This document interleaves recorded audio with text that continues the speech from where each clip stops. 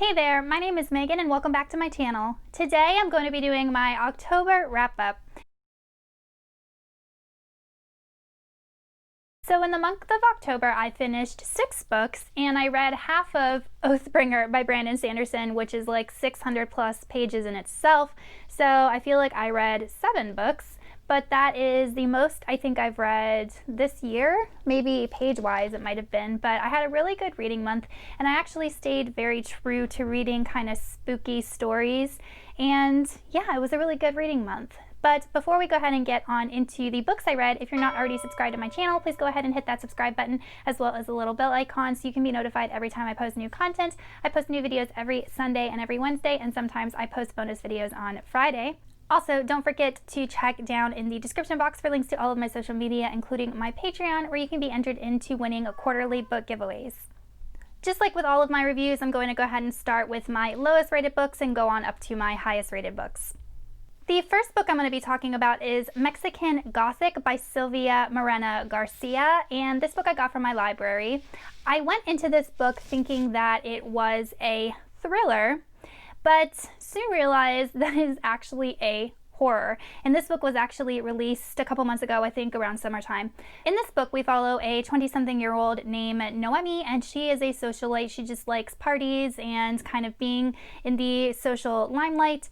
And it's 1950s in Mexico, and one day her family, her father, receives a letter from her cousin who has recently been married, and the letter is just off. In the letter, her cousin accuses the family of poisoning her, and just the things that she's saying just sound really off. So her father says if she will go and visit her cousin and kind of figure out what's going on, he will pay for her to go to this fancy university. So Noemi accepts, and she ends up going to this really small town away from the big city where she lives and stays with the family in which her cousin has been married into. And it's an old, like, English family that had at one time owned a silver mine in this small town, and the family is just kind of peculiar and weird and no one knows anything about them. And the marriage between her cousin and Virgil, one of the sons of this family, was just very quick and unusual.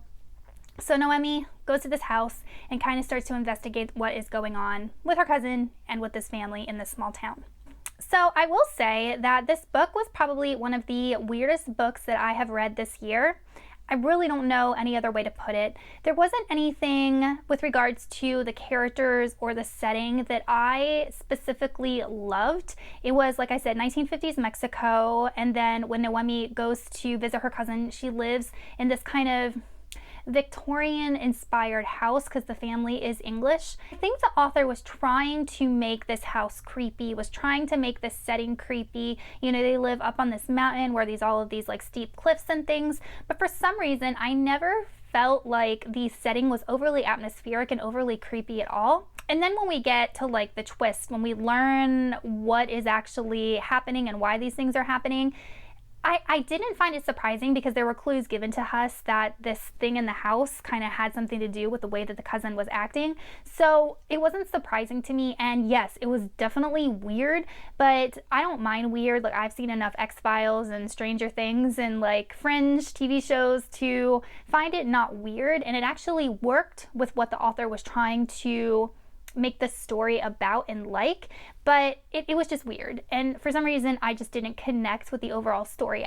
And one of the main things that I didn't like about this book was that there were several like attempted sexual assault scenes with Noemi and one of the male characters in this book, and I didn't like it. I thought that it was unnecessary, and I felt like it just wasn't approached well because these sexual assault scenes, you know, were presented, and then Noemi goes back and thinks to herself like, oh, I have this dark side, like I actually feel these things toward this guy, but I know it's wrong. And I'm like, girl, he just tried to like rape you. So there were just a couple things with regards to that I really did not like. So I didn't really connect with the story. I didn't connect with the main character or any of the characters. The twist, I felt like the ending was just like go kill the bad guy kind of ending, and it was okay. I ended up giving this book a 2.5 out of 5 stars, so just straight down the middle. If you like weird horror, I would definitely check it out, but for me, it just missed the mark, unfortunately. The next book I'm going to talk about was my 3-star read, and that is The Death of Mrs Westaway by Ruth Ware. If y'all don't know, I read The Turn of the Key a couple of months ago and absolutely loved it, so I've been wanting to read more Ruth Ware. She's an adult thriller author, but in this book we follow a girl named Harriet, and Harriet lived with her mother in this small studio apartment in, I want to say, Bristol, England, and her mom recently died, and Harriet really doesn't have any money, and one day she gets a letter from the solicitor's office saying that her grandmother has died and bequeathed her this large sum. And she's thinking to herself, well, my grandparents died 2 decades ago, so this is definitely a mix-up, and they're confusing me with a different Harriet Westaway. But because she needs the money, she decides to go to this big estate that the grandmother Westaway owned, where she meets the family and begins to act like she's a part of this family. But as the mystery unveils, we learn more and more things about this family, about Harriet. We learn the different connections between all of these characters, their past and their present. So this book wasn't nearly as good as The Turn of the Key, unfortunately. It was good enough to keep reading. Like, the mystery was good. Like, I wanted to know how it was going to end. I wanted to know who was who, why this happened, who done it. I felt like that was pretty well done. And Ruth Ware, I feel like her writing style is just very easily digestible. This book did not take me long to read at all. And I just found it a bit underwhelming. Like, I found the main character Harriet, a bit boring. I found all of the characters a bit boring. Even in the end, the antagonist and how that person fit into Harriet's life and story, I found it a bit just underwhelming. I was kind of like, oh. And even the final scene where it's supposed to be all intense and suspenseful, I just was like, oh. This book, just like with Mexican Gothic, just kind of just missed the mark with me. I will say that there are some creepy parts to this book that I really liked. So this house is just this old, mansion, and Harriet ends up staying in this room in the attic, and there are some scenes where she hears people or thinks she hears people outside of her door, and there's definitely a really creepy, nasty, malevolent old lady caretaker that is probably one of the best written characters I think I've read in a long time. So this book definitely had some good things about it. I just feel like the overall story, it was a bit boring, and the reveals at the end were just a bit lackluster. So I ended up giving The Death of Mrs Westaway 3 out of 5 stars. The next book I read was also a 3-star read, and that is Birdbox by Josh Malerman. This is an adult horror, and I feel like everybody is familiar with the story because it was made into a Netflix movie, and I am just, late to the game.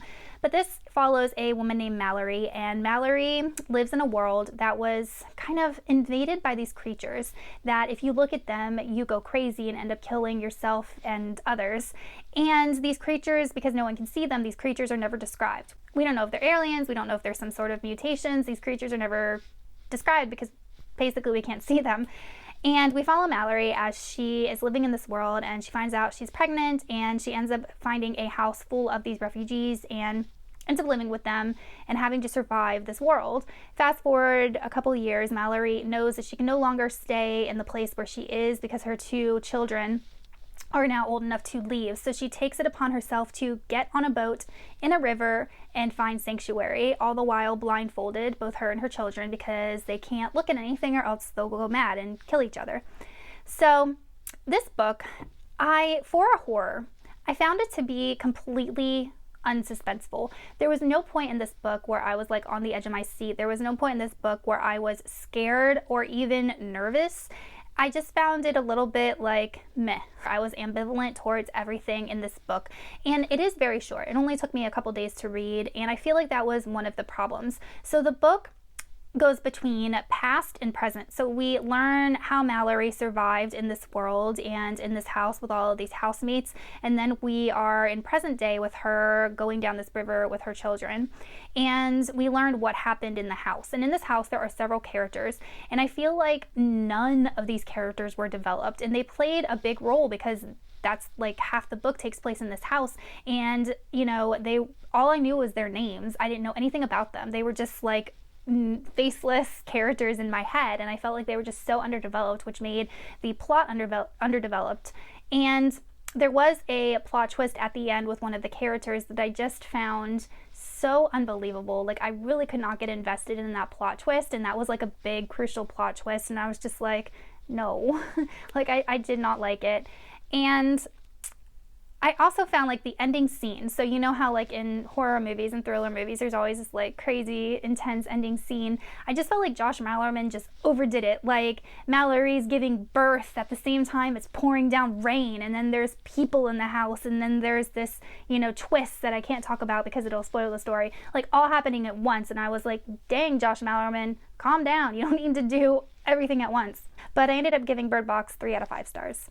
The next book I'm going to be talking about is my 4-star read, and that is Fable by Adrienne Young. This is a young adult fantasy book, and it's a new release. It was one of my most anticipated releases of 2020, and this book follows a girl named Fable, and she is the daughter of a famous, notorious trader who controls like a whole bunch of trade routes in this world. And when she is 13 or 14 years old, he just dumps her off on this island and tells her to fend for herself after the death of her mother at sea. So we follow Fable now that she's 17 years old, and she figures out a way to get off of this island where she has been forced to survive for the last couple years, and she ends up enlisting the help of a guy named West, who owns a really small boat of his own and a crew of his own. And she gets off the island, but as the story progresses, we learn that there is more to West. There's things that he is not telling her. There is more to Fable's father. There's things that he has not told her, and the story kind of goes from there. I really, really liked the story. I thought it was super fun. It is a seafaring story. There are ships, sailors, pirates, buried gold, and those are some of my favorite things to read about.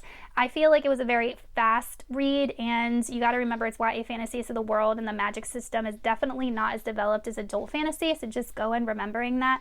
But for like a simple YA fantasy, it had a really awesome main character. It really had an awesome friend group with the crew of the Marigold, West ship. The love interest and the romance was cute, and all in all, I really enjoyed it. I had a lot of fun, and I'm really excited to read the sequel. I gave Fable 4 out of 5 stars. The next book I'm going to be talking about is The Haunting of Hill House by Shirley Jackson. This is a classic horror novel written in the 1950s, and it's a book that I've been wanting to read for the longest time, so I'm so glad I finally picked it up. But in this book, we follow a group of characters, and we follow a doctor who basically studies paranormal and occult things, and he sent out letters to a bunch of people seeing if they'd be interested in going to Hill House, a haunted house, staying there and documenting their experiences, and only 2 people responded, a woman named Theodora and a woman named Eleanor. And then we have a character named Luke, who is the heir to this house, and we kind of follow their experiences living in this haunted house for a couple days. The point of view is mostly told from Eleanor, and as the story unfolds, we learn more about Eleanor, we learn more about her past and how she is connected to the house and how the house is influencing her. And I actually really had a lot of fun with this book. I felt like the description of the haunted house was creepy and unsettling, and the things that they went through were just really unnerving, and it kind of just gave you the willies. I personally didn't find it scary, but I definitely thought that it fits like the October Halloween mood very well. And I really loved the symbolism of the house and just how many things this house could symbolize, things that were related to the characters and also things that are related to our own personal life. I felt like Shirley Jackson did a really good job with that. It's definitely a book that I see myself rereading in the Halloween October time, and if you haven't read it, I highly suggest picking it up, and I gave The Haunting of Hill House 4 out of 5 stars. And my 5-star read for the month was The Invisible Life of Addie, LaRue by V.E. Schwab. This was one of my most anticipated reads of 2020, and it definitely lived up to the hype. But if you don't know what this is about a girl named Adeline who is alive during the 1700s, and in order to avoid kind of an arranged marriage, she ends up making a deal with the devil to get her out of this situation and allow her to live and experience life. He grants her wish, makes her immortal, but curses her so that no one can remember who she is, and she will leave no mark or imprint on the world. So we follow her life over the course of 300 years and how she adapts to this curse, how she deals with living but not living, how she deals with having no human contact really and not being able to get engaged with other humans. We also follow a character named Henry whose path crosses with Addie's in like modern day time, and we really get a glimpse of the things that he is dealing with, his mental health issues, and how that relates to what Addie is going through. And I just felt like it was an extremely well done book. The curse of living forever and the nuances that go with it and how Addie had to learn to work the curse in her favor was just so well done. The things that Adeline had to go through just tore at my heartstrings. The same thing with Henry. This is definitely a very emotional book. It's a very character heavy book, and we spend a lot of time in the heads of these characters and kind of experiencing what they experience, the good and the bad. And I will say that this is one of the only books that has ever made me tear up, which is very unusual. And there were just so many awesome themes that this book explored. It explored sacrificial love. It explored, you know, what makes us important in this world. It explored, you know, the importance of having people in our lives that love us and care about us. And there were just so many profound ideas in this book that really, really makes you think. And I love the writing style too, because it was really quick and easy to get through. So definitely a book that lived up to my expectations, and I gave it 5 out of 5 stars. Okay, you guys, so that is it for my October wrap-up. Let me know in the comments if you've read any of these books and what you thought of them, or what you read in October. I would love to hear, and I will see you guys soon in another video. Goodbye.